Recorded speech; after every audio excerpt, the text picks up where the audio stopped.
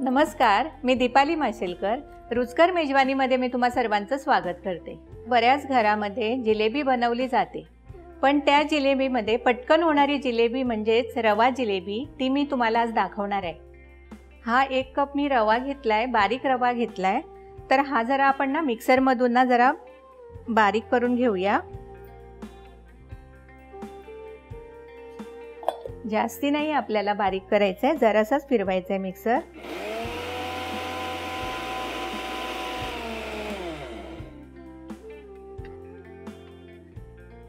हे एकदम perfect grind झालेलं आहे, एकदम असं सरसरीत एकदम झालेलं आहे.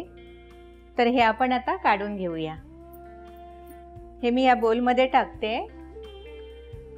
1/4 कप हे मी मैदा घेतलाय, तो पण आपण घालू याच्यात. आणि अर्धा कप मी दही घेतलंय, ते घालते. हे दही तुम्ही फ्रीज मधलं वापरू नका, बाहेर रूम टेम्परेचरला असलेलंच वापरा. तर हे आपण आता मिक्स करून घेऊया. हे असं छानपैकी मिक्स करून घेतलं पाहिजे, गुठळ्या राहता कामा नये ह्याच्यात. तर ह्यात आपण ना अर्धा कप पाणी घालूया.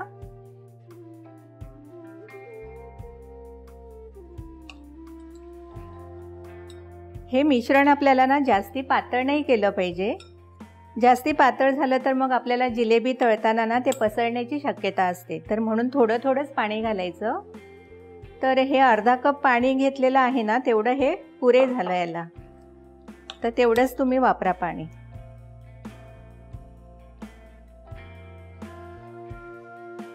हे मिश्रण आपलं तयार झालेलं आहे. तर ह्यात आपण ना आता पिवळा कलर घालूया. जेवढा आपल्याला कलर हवा असेल ना तेवढा आपण हा घालू. तर सगळा हा मिक्स करून घेऊ आपण. आता आणखीन थोडासा घालते. 1 टीस्पून मी कलर घेतलेला आहे, तर तो तेवढा पुरे झाला.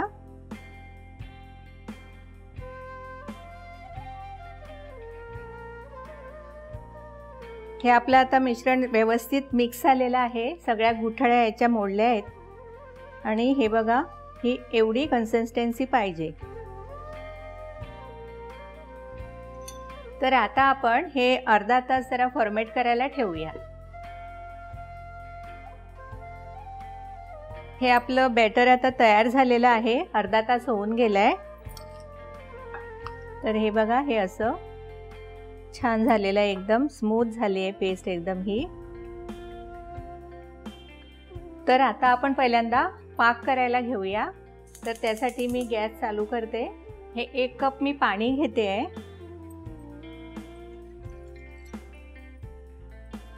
आणि जेवढं पाणी घातलंय ना आपण, तेवढीच ही आपली साखर घेते. तर ही साखर आता विरघळून घेऊया चांगली. जरा मोठा गॅस करते मी.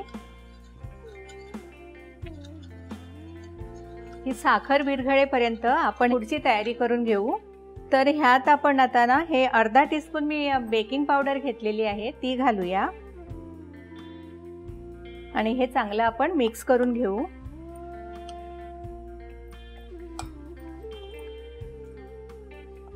आणि आता आपण जिलेबी करायला घेऊया. तर ह्यासाठी मी एक आता ग्लास घेतलाय. आणि ही माझ्याकडे एक आयसिंग बॅग आहे, तर ती घेतली आहे. तुम्ही दुधाची पिशवी सुद्धा वापरू शकता. तर ह्यात हे मी ते बॅटर सगळं घालून घेते.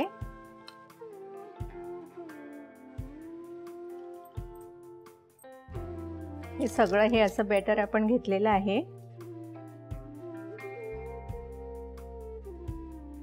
हे थोडंसं आपण आता बाजूला ठेवून घेऊया. आता आपण आपला पाक झालाय की नाही तो बघूया.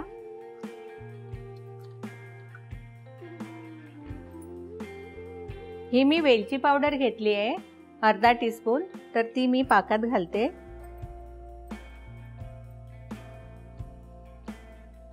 वेलची पावडर घातल्याने ना त्याला स्मेल खूप छान येतो. आता आपण तेल गरम करायला घेऊया. तर मी गॅस चालू करते.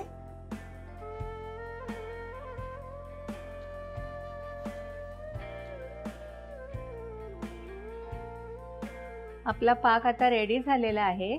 1 तार आलेली आहे. तर मी हा गॅस आता बंद करते. आता तेल तापलंय का बघूया आपण। तेल तापलंय आपलं। तर आपल्याला ना जिलेबी तळताना ना एकदम कमी गॅसवर ही जिलेबी तळायची आहे। ह्याचं टोक हे कापून घेऊया आपण।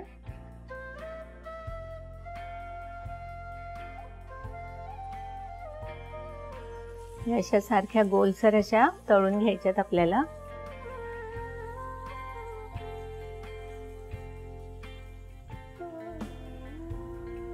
ह्या एकदम कमी गॅसवर तळून घेतल्या पाहिजे, कारण मोठ्या गॅसवर आपण तळल्या तर त्या आतून कच्च्या राहतात आणि क्रिस्पीपणा त्यांना येणार नाहीये, त्या नरम पडतील।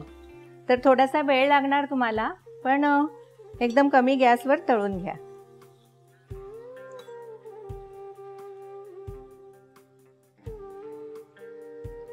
जिलेबी आपली आता फ्राय झालेली आहे, तर एक एक आपण आता ना काढून घेऊया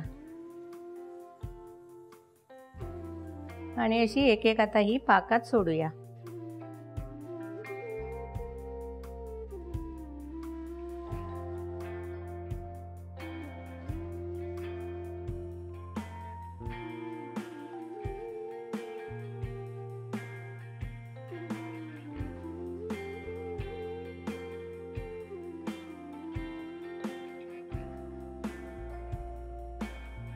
आता ही दुसरी बॅच आपण करून घेऊया।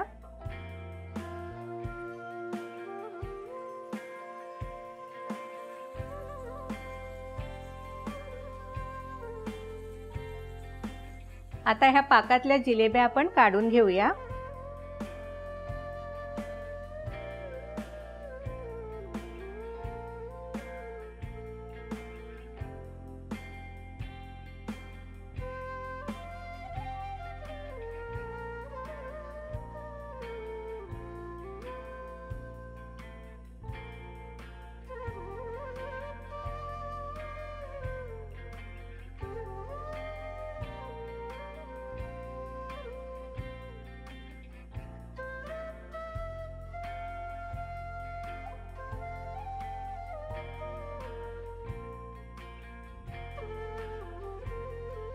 अशा ह्या जिलेबी आपल्या तयार झालेल्या आहेत। अशा छान छान रेसिपीसाठी पाहत रहा रुचकर मेजवानी।